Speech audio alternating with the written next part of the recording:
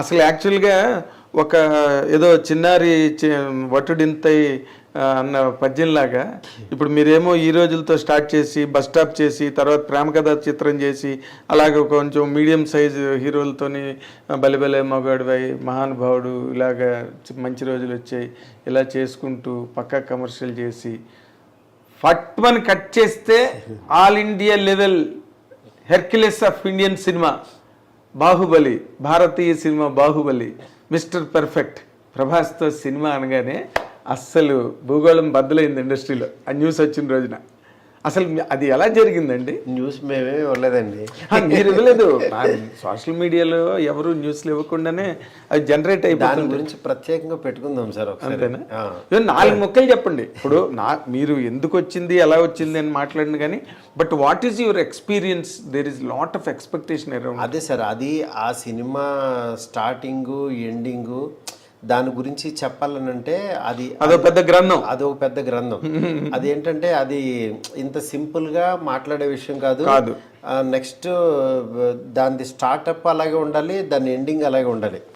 అది చెప్పే విధానం గ్రాండియర్ ఉండాలి. గ్రాండియర్ ఇన్ ద సెన్స్ అంటే మీరే అంటున్నారు ఇవన్నీ ఇన్ని చేశారు, దీని తర్వాత స్పెక్టాక్యులర్ గా మీరు ఆ రేంజ్ లో చేస్తున్నారు. అల్టిమేట్ ప్రాజెక్ట్ కదా అది. ఇట్లాగా సరదాగా ఇలా జరిగిందండి అని అలా అనలేం.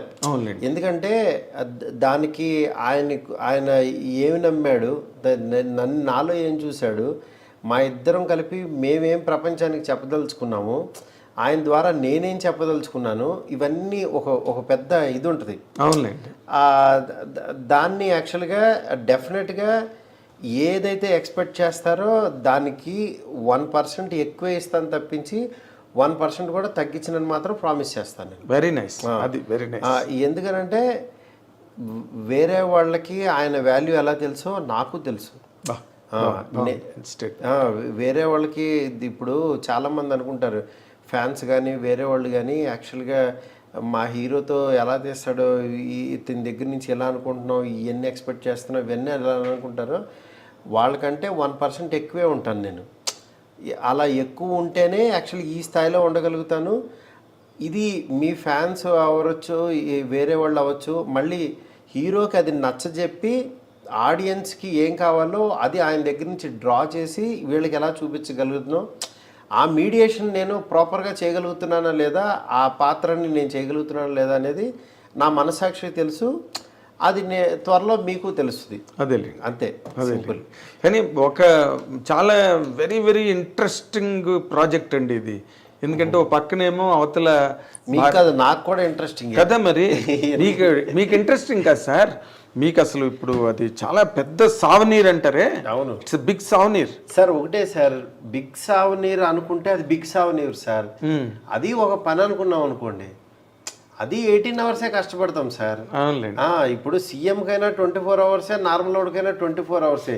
అమ్మ సీఎం సీట్లో కూర్చున్నా నాకు 4 గంటలు ఎక్స్ట్రా కావాలంటే ఏమి రావు.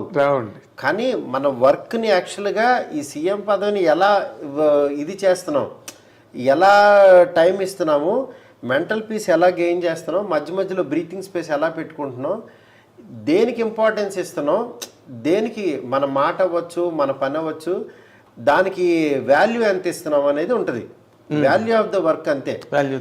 ఇప్పుడు నేను ఆ ప్రాసెస్లో ఆ పొజిషన్లో కూర్చుని ఇప్పుడు దీనికి ఎంత టైం పెట్టాలి, ఇక్కడ ఎంత ఎఫర్ట్ పెట్టాలి, దీనికి ఎంత వాల్యూ ఇవ్వాలి అని చెప్పి అవి చూస్తున్నాను నేను. ఓకే, అంతే. Very nice. అంటే ఒకదానికి మాత్రం మేము ఐ డ్రీమ్ తరఫున మీకు థ్యాంక్స్ చెప్పాల్సిన, నేను నాగేంద్ర కుమార్ జర్నలిస్ట్గా కూడా నేను మీకు థ్యాంక్స్ చెప్పాలి. అదేంటంటే నార్మల్ మైండ్ సెట్స్ ఎట్లా ఉంటాయంటే ప్రభాస్ రేంజ్ ప్రాజెక్ట్ చేస్తున్నప్పుడు వాళ్ళు అంత తొందరగా అసలు యాక్సెస్ అవ్వరు, మాట్లాడరు, ఏదో అసలు ఇంకా అల్టిమేట్ ప్రపంచాన్ని ఓపెన్ చేస్తున్నట్టుగా.